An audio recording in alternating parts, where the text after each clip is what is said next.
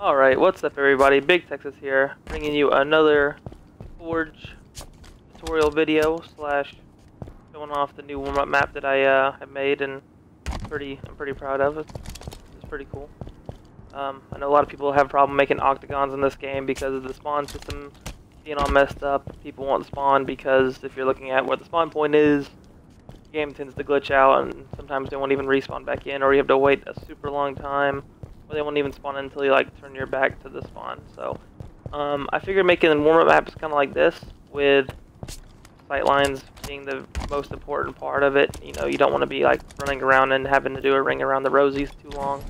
So I made this one, and I've played on it quite a few times now with some of my friends, done a couple revisions to it, and it plays super well. It's only for 4 people max though. I plan on making warm-up maps for more people, or just basically maps just to have fun on. So, and that being said, I'm also going to be talking about decals and setting up your cameras in this video. So, straight away, as you can see, I have used the lighting settings that I have talked about in my past videos to create a really nice, easily visible, lit up area that's super easy to see other Spartans. Nothing's too dark. I did it on the breakout map. It's pretty nice. As I said in my very first video, I used this same little cookie cutter stencil as the main base for it. But get into talking about decals. Decals are honestly not that hard to explain. It's just a new Forge item, but the application of them might sound a little bit odd. And there's another tip that I have used. Or I have not used, but I have been using it. I figured out.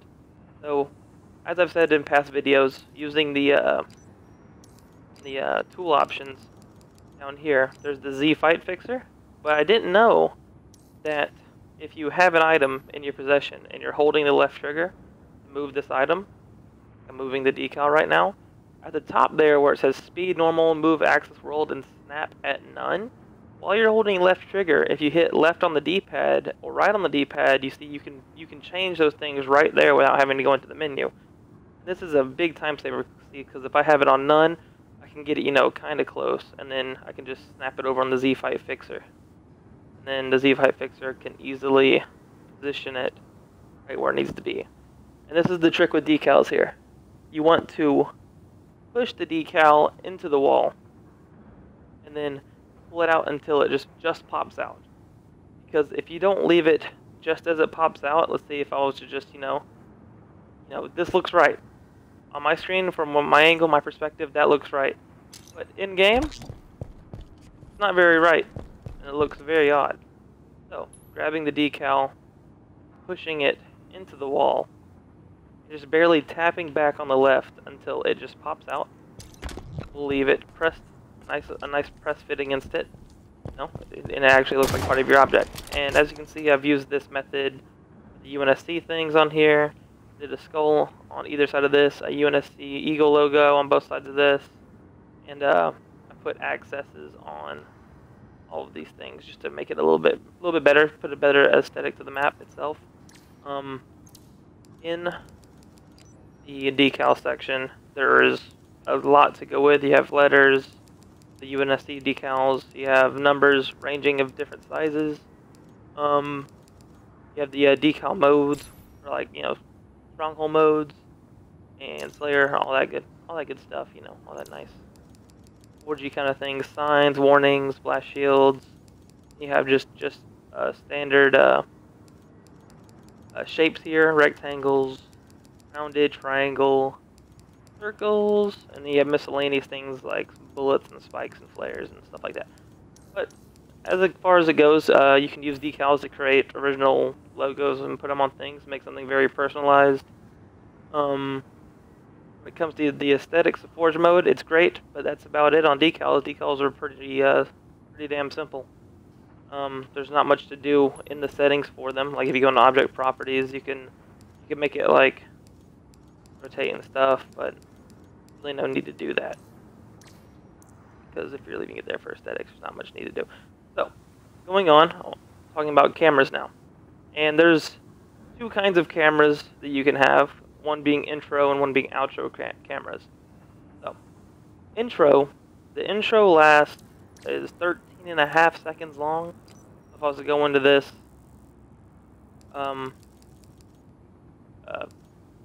camera here, got my words mixed up. If I was to go into this camera, you see that in the settings for it, I have it set to intro, have it on shot 2, so it's the second camera that will pop up during the intro shot. I have the time set to 3.5 seconds. I could preview this camera, I'll do that in a minute. Its field of view set to 60. I have the pan set into a straight line, and I'd have it set just to go horizontal to 9 feet.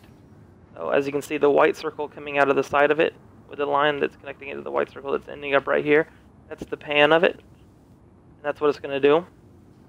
So, and if I go over to this one now, this is the one that I have set up for the outro. Go back into this one here. This one's also set up for 3 minutes and 50 seconds with the same settings. It's the exact same thing, just there. And then I have this initial one here, which is 6 seconds long. Yeah, the intro is 13 seconds and the outro is 4 seconds. So I have this one set for 6 seconds, and the other two set for 3.5, equaling 13 seconds. And then I have my one outro camera, which is, what is it, this one? I just had it. There you go. I just had you. There it is.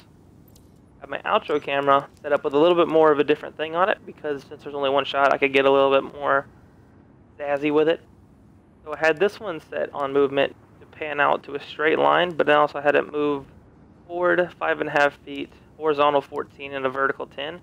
As you see, the little circle shoots way up on this one, as this one it's only out to the side a little bit. So, after you get all of your cameras set up and you have them where you want to be, there's a lot of finesse that comes with it.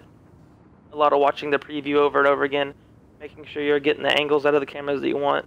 Make sure you're getting positioning on them right. And you can preview each individually, but that's 13 seconds of that, like, same angle. So what I like to do is I like to just go into my tool settings, and at the bottom of tool settings we have cinematics. And you can set it to intro and outro here, the player count, the game mode that it's associated with, and as for any other object of spawn or camera, these cameras have to be set for Slayer. You have the game mode labels, so you have Slayer included, Slayer standard included, Slayer free-for-all included, Slayer multi-team included. The dive down settings of each thing, super important, you know, when it comes to making a map correctly. Everything's pretty self-explanatory with this thing. Like the lens, the depth of field, you could have that on. You have the focal range on, and then you can have the things that are not in the focal range or in the background be a little bit blurry. These are all things that you can't really tell the change until you've watched this preview over and over and over and over again. It's 4 cameras, and the settings aren't very hard, but setting up these 4 cameras took me about 15 to 20 minutes, you know. I mean, 5 minutes on one item in Forge, especially with this new Forge, is a long time. So, with all those settings being said, if I was to go into my tool settings, go to the bottom, I have it set to intro. If I want to preview my intro now, these are what all of my cameras do. The intro shot.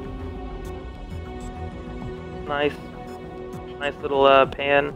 You can see it's just a straight pan to the left on all 3 of them. Super simple, super easy. But then on my outro, I put a little bit of a different turn on it. You'll see that the camera will elevate itself on a left turn while swinging outwards. So on outro, it's swinging outwards while looking down, and the outro is only 4 seconds, so it looks very nice.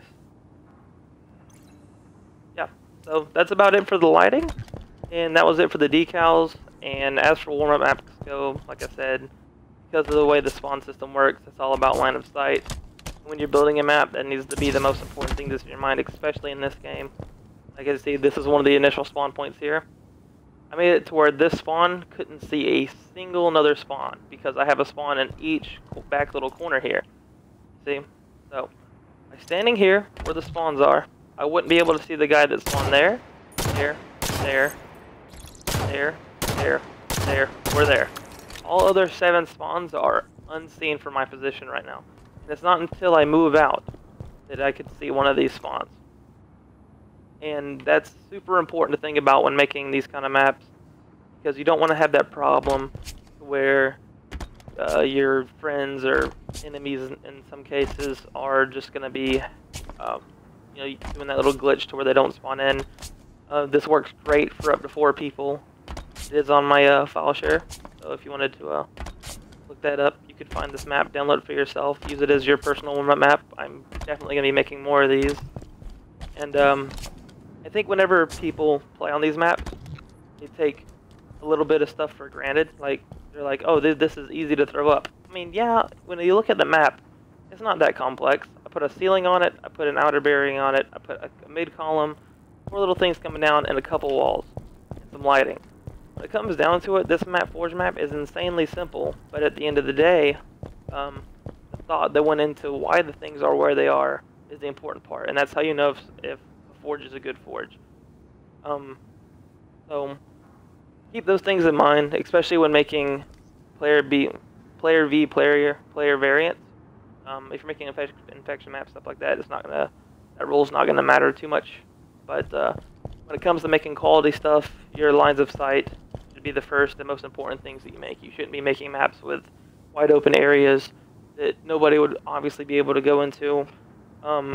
This map forces long and close range engagements, which is super good for warming up your shot. So with that all being said, catch you next time on another Forge Tips, and I think later on this week, maybe tomorrow, I'll record talking about the new natural Forge elements they added. Probably talk about rocks, trees, logs, stuff like that. How to use them and how to use them correctly, how to terraform the ground correctly to make your outdoorsy kinds of maps. So, everybody have a good one. Leave a like and a sub if you've enjoyed, and look forward to more Forge Tips in the future. And I'm happy to do this for people. So, have a good one, everybody.